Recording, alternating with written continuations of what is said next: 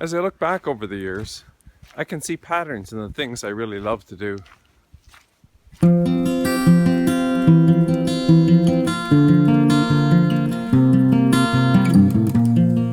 I was always climbing the maple tree in the backyard, climbing the huge cliffs on Lake Temagami, going on hiking vacations, and rock climbing trips. From my teens to my 50s, there evolved this burning desire to climb mountains.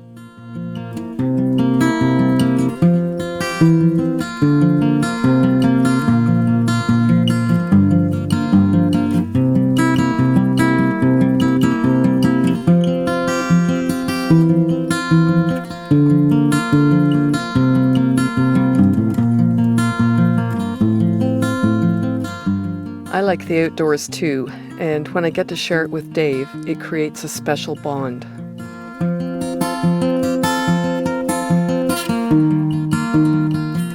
In 2014, Trish and I undertook an epic 4-week hike of the 220-mile John Muir Trail in California.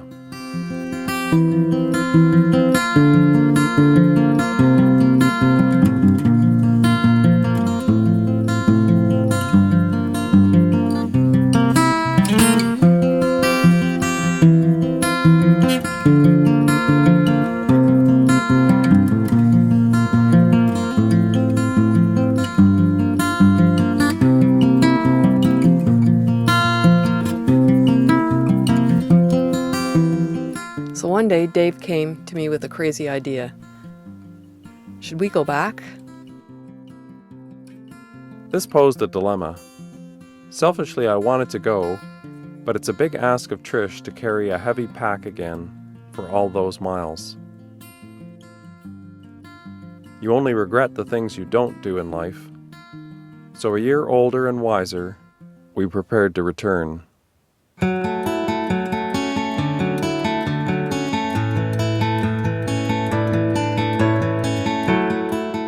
Deciding to return meant hiking with progressively more weight to get our legs and back strong for the journey.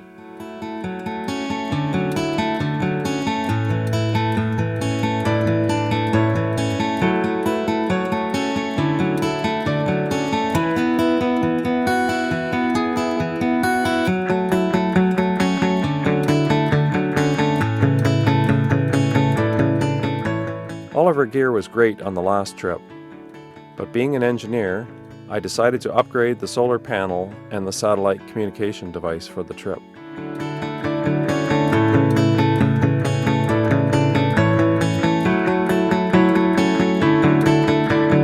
As we come into Packing Central,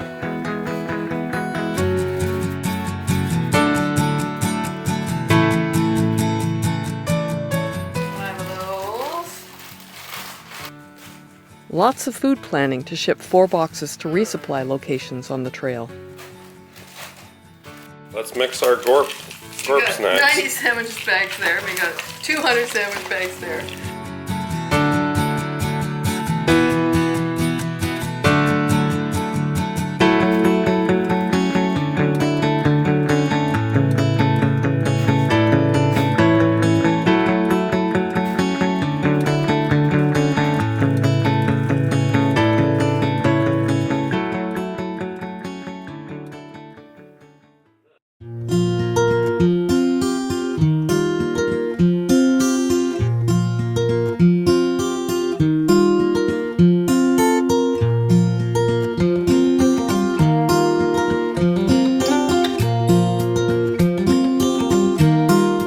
August 23rd.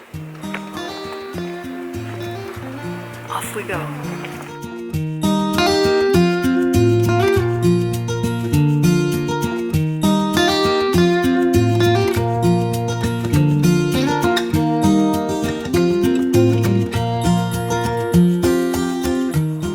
It's a beautiful temperature, a little smoky. It's a lot smoky. It's a lot smoky.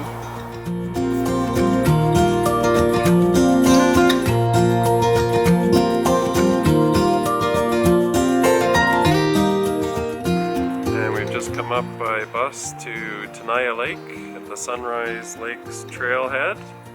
and it's very smoky everywhere, and we couldn't even see Half Dome across the thing. And we met somebody at breakfast that said they had to abandon things at Muir Trail Ranch. So here we are coming up from sunrise, and that's Cloud's Rest up there. See how smoky it is off in the distance.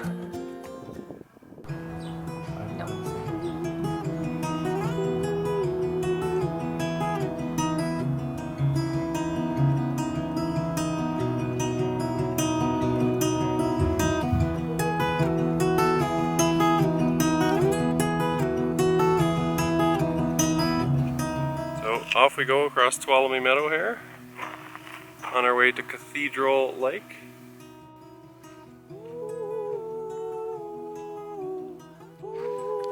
It is hot and dusty on the trail. The icy, crystal clear lakes are a refreshing contrast. That's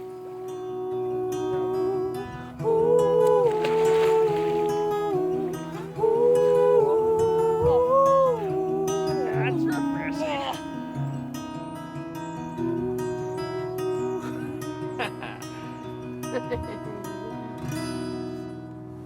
So here we are, day 3, coming up from Cathedral Lake. And we just passed our first forest fire. The forest ranger guy was walking around the perimeter. He looked tired. Hot and toes, coats and sleeping bags. I come to know memories, best things you ever had. The summer's short, beat down on bony back, so far from home. The JMT delivers predictably beautiful, warm, sunny days, no bugs, and complete wilderness. That's why we came back. We slept like dogs down by the fireside and walked the fog all around us. New summertime.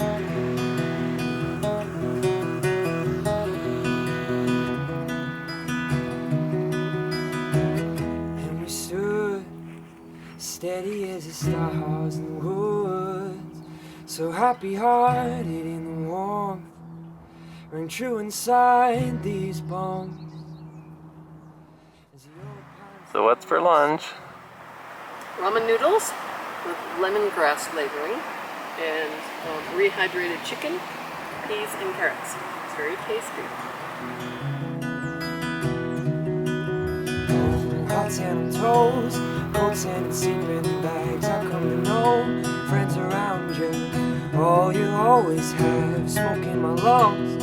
Already echo stone, careless and young, free as and birds that fly. In a wayless soul. The sun's just peeking up and it's 12 degrees. And we left an hour earlier than normal because figured out a new way to get us out faster.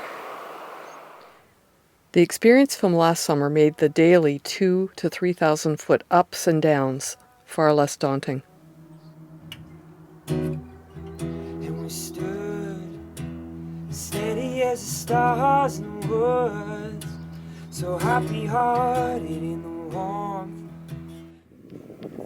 Well, we're closing in on Donahue Pass. Just a little over 11,000 feet.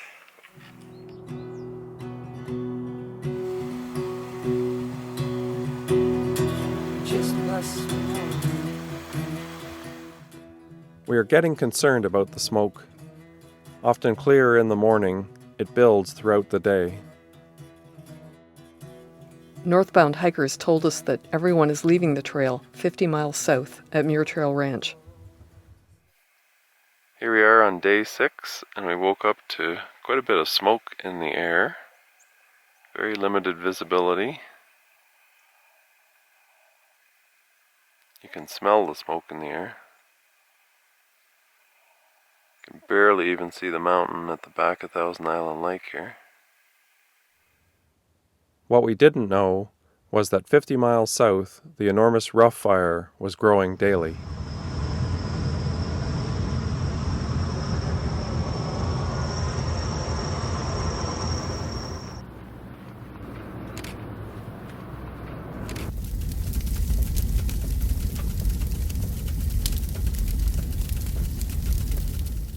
2015 was the hottest on record. The rough fire started July 31st due to lightning and grew to over 151,000 acres. A crew of up to 3,700 people, 345 fire engines, and 19 helicopters fought the fire for 3 months.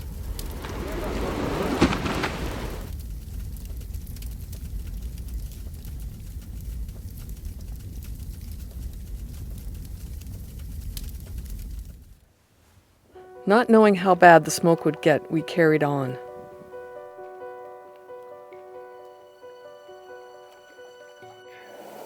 So this is where we camped last night, just down there.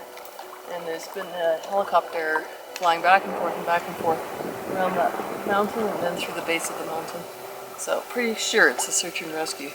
It's been doing it for 20 minutes or something so far. Just circling around.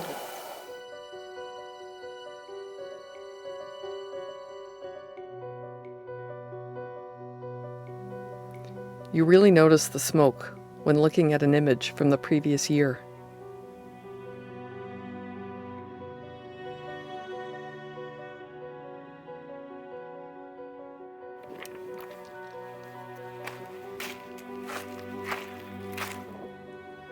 As we camped that night, we wrestled with the dilemma. Should we stay and enjoy the beauty of this place, or leave to avoid the increasingly smoky conditions?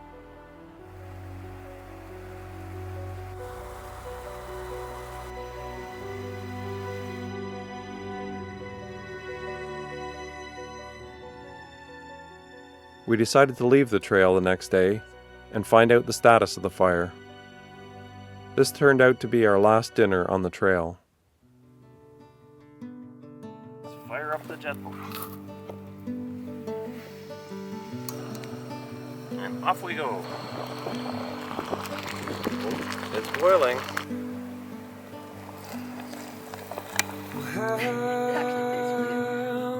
Now we close. If everything around you's changing like the weather of a big black storm, then who would you turn to? Well, had I and ghost, the shadow at the most, would you tell me so? 'Cause I don't want to trouble your mind with the childish design of how it all should go. So here we are on day 7 beside Shadow Lake.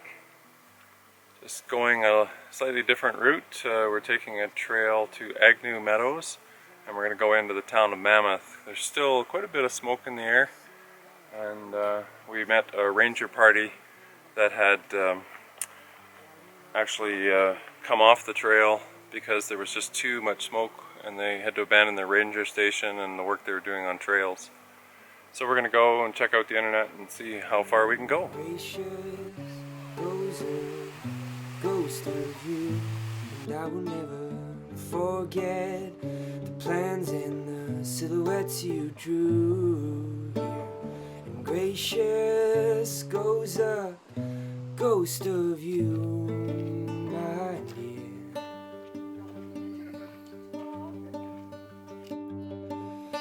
Oh, how would you know if everything around you is bruised and battered like the cold night storm? Then who? We finally got access to the internet and discovered the extent of the massive fire. The next day we drove south and saw thicker and thicker smoke. We knew we had made the right decision.